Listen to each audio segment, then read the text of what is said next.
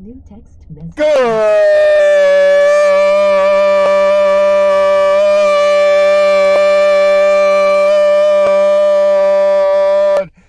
beautiful early fall in preparation for the upcoming 2021-2022 winter weather season here in the North America, especially in the great state of Michigan and the greater Great Lakes metropolitan area and the United States of America for that matter.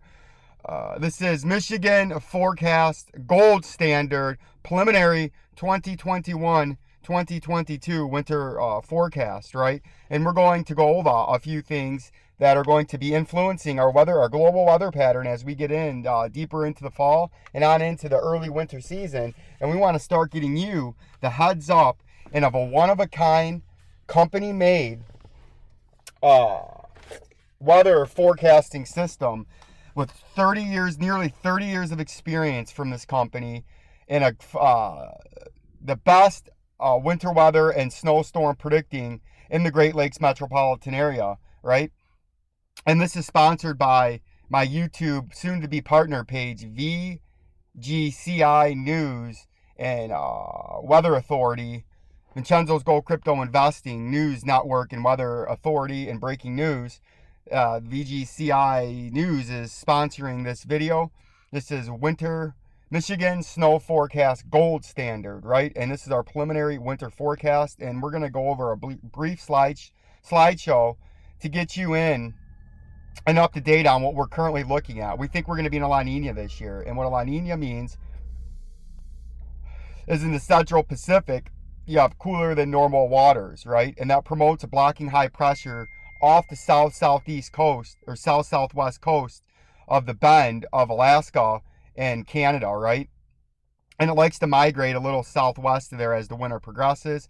And it promotes a blocking high pressure. You can see with the jet stream in blue. High pressure is clockwise in the upper air winds. So it builds a lot of cold Canadian air and Siberian air up in northern Russia and Siberia, out over the Arctic Ocean, northern Alaska and the Alaskan continent, out into northwest Canada. And then them trade winds like to drive it down the mountainside, east of the mountains, and drive it down into the Pacific Northwest and then spread it out into the upper Midwest, Montana,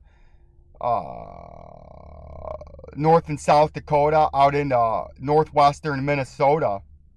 Like to have a very cold winter and a very active storm track as we get that cold Canadian air building and moving southeast. And then we get a variable Pacific jet that likes to punch in north of Hawaii, but south of the blocking high. It likes to target the Pacific Northwest. So this looks to be a wetter than normal winter in the Pacific Northwest, where you've had a nice drought this year in the summertime with that big heat when you had a big area of high pressure settle in. We look to wipe that out and completely reverse and flip that with this weather pattern. And then downstream in my neck of the Great Lakes metropolitan area, La Ninas tend to be very wet from the St. Louis metropolitan area on northeast, just south of Chicago, into Indiana, Ohio, western Kentucky, and Tennessee, on up in northern Indiana and southern Michigan, on into Ontario and western and central Pennsylvania, and upstate New York around the Great Lakes. It likes to be a wetter than normal year as the jet stream dives down in from the northwest and then kicks out northeast out into the Atlantic, and then you get a subtropical jet stream that likes to kick in every now and then, but not too often as it's warm and dry along the southern states, right? This is just another continental view of what likes to happen. You can see that subtropical jet likes to pick up every now and then, but it's very weak. But when you do get them impulses midwinter, you get the moisture coming out of the Gulf of Mexico, you get the cold, you get a two-piece phase. You get the Pacific jet coming in, dragging in the cold Arctic air in, and then you get the subtropical jet that brings the warm, moist air from the Gulf of Mexico. And these two storm systems, this likes to set up a storm track where you get a lot of phasing. You're going to hear a lot of phasing storms this year, and that's how you get big, powerful winter storms, when you get a piece off the Pacific jet and a piece off the subtropical jet, and they merge and phase over the central part of the U.S. The cold air, the cold Canadian air and polar air gets dragged south-southeast. The warm, moist air gets dragged north-northeast. And you phase two storms, phase into one, and you get big, powerful winter storms. And that's why the Great Lakes metropolitan area and surrounding areas look to have a big impact winter this year with a lot of storms, active storm track, right?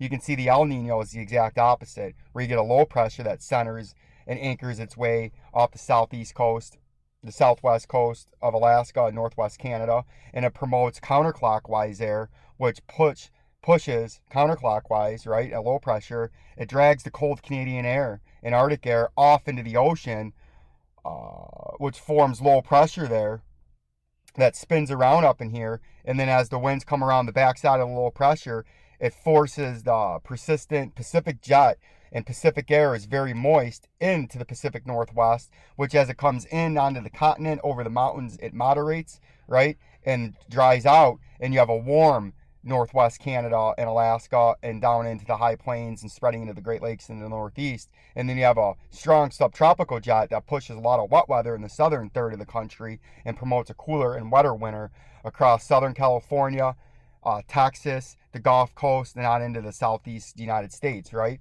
But that's not what we're looking at. We're looking at the bottom picture of a La Nina, right?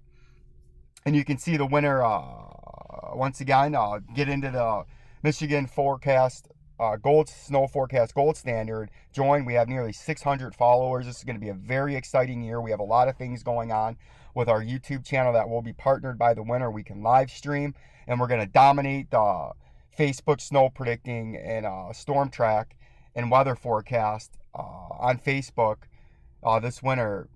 Vgcinews and Weather Authority sponsors Michigan Forecast Gold Standard. It's the best in the business. It's a company made 30 years of experience, right? And you can see we've analoged and we went back in and pulled out from the NOAAclimate.gov.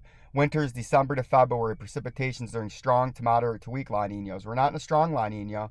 We're going to be in a moderate to weak La Nina, and it's a second year La Nina. And you can see you tend to have Great Lakes, wet and dry Great Lakes, high plains wet, Great Lakes dry, Great Lakes very wet, Great Lakes dry, Great Lakes wet, Great Lakes wet, right? And we get into the weak ones. The moderates are more variable, but the more weakish you get, the more wet you get in the Great Lakes. Then you get into the weak La Ninas, dry, wet, wet, wet, average, wet, wet, wet, dry, wet. So we're going to be tending on a high side of a weak La Nina to the low side of a moderate. So we think we're going to have a wet year in the Great Lakes metropolitan area. And you can see the temperatures when you get into the moderate. Cold in the high plains in the Great Lakes, warm. Cold in the high plains, warm. Cold in the high plains, very cold in the high plains, very cold in the high plains as we get into the weak La Ninas, very cold in the high plains, cold along central and the inland part of the country, and then cold in the west. So you can see the upper Midwest seems to be trending cold. That's why our forecast is trending that way. Then I analoged all the weak to moderate La Ninas since 1950. And you can see it's a very cold pattern, but Vincenzo doesn't believe that's what we're going to be in because there's other things going on, such as the PDO, the Pacific North American Oscillation, aka the PNA, the Eastern Pacific Oscillation, or the EPO, the Western Pacific Oscillation, or the WPO, and the critical thing, the MJO, right, along with the La Nina. All those you got to wrap up into what's going on. And then what the Arctic Oscillation's doing, the North American Oscillation's doing, the Atlantic Oscillation's doing, right? You got to look at all these things and incorporate it into a weighted forecast. That's what your precipitation would look like. You can see it catches the wet Northwest and then drying in the south, right, which we would expect. And just like this does hint at the cold upper Midwest and Pacific Northwest, and then it's telling you it's going to be mild down in the south, so it does catch that. But then as I weight this, right, and look at September with those same years, right, and it gives you this. But if I switch it to the years where I incorporate an industry-exclusive probability-weighted way that only Michigan Forecast Gold Standards, sponsored by Vgcinews and Weather Authority, right, can give you. We weighted to the other things going on in the pattern, and it shows you September when we used 2000, 01, 07, 08, 10, 11, and 20. 11 was a blowtorch, right? 10 had some big winter storms. 08 had big winter storms. 2000 had a January blizzard in Detroit, right? 2008 had a big snowstorm in Detroit. 2011 was a dreadful warm winter. 2010 was a slow starting winter, but had a couple of big ones in Detroit, right? But it says it should be warm out to the west of the Great Plains, cooler into the Great Lakes, into the south, warm into the northeast part, and then cooler in Florida. And you can see the month to date so far, we've had a very warm out west, right? Forecasted beautifully. Then we've had cooler in the south, right? In Florida, Mississippi, Louisiana, Alabama, right? And eastern Texas should be cooler. Eastern Texas, cooler. Louisiana, Mississippi, Alabama, Georgia, South Carolina, and Florida should all be cooler, and they are. And then it says it should be cooler in the upper Midwest, and it is. In the interior Northeast, and it is. And it should be warm along the East Coast, right? Warm along the East Coast, cooler interior, and up into Maine, and it is. Warmer along New York, Boston, Washington, Philadelphia, the major cities, warmer. You get out towards Albany, upstate New York, and Maine, it's cooler, right? And it is. The Great Lakes, it should be a little bit cooler, and you're like, well, it's busted in the Great Lakes. No, it was a cool start, then we got mild. But if we go in to the forecast, what the rest of the month looks like, for September, up from now till the 30th, you can see a big cold, very chilly, below normal, a few degrees below normal from the Mississippi River east until where we need it to cool off a little bit. So this month's forecast, that our analog years that we're using, is going to turn out pretty good, right? It's going to cool it off more. It's going to cool off this whole area. Just like it's saying it should be cool here with a little warm, it's going to cool off this area, and it's going to be a phenomenal forecast. And as we look into what we were talking about, when you can't just look at the La Niñas, right? You got, this was last year, 2020, and you can see we were forecasting at Michigan Forecast Gold Standard of a La Nina, which promotes the cold air building up over here, like it happened last year. There was cold air that built up over here. Warm east, central, and east, which it primarily was, but you had a 2-week stretch of brutally cold, record-breaking air that offset the rest of the winter, right? But we had this cool PDO look right here that I have circled that tails out off the Alaskan coast, down northwest Canada, down in the Pacific Northwest, down the California coast to about the Mexican border, and then veers off towards Hawaii, right? And then we had a warm patch here that migrated west, and that promotes the high pressure. Last year it was more out here, which is why the cold air was up more in the Canada and didn't come down as much, right? And that's what I think we're going to have going on this year. I think we're going to be getting into that, right? I had another slide here that I wanted to show you right here. I got that slide in the wrong spot. This is actually the slide. No, that's last year. I didn't put the correct slide on here. So that's going to be on my next one. But it's similar to what we're looking at here, right, with the ocean patterns. Maybe it's over here. No. That sucks. But it's similar to what we're looking at here with the ocean patterns. I don't have time to go. I'm too deep into this video. But the ocean patterns are similar. We're going to have a second year La Nina this year, right? We don't want that one. Get that out of here. Don't save. Just get it out. We're going to have a second year La Nina this year, right? So, I lost my train of thought. Get back into here.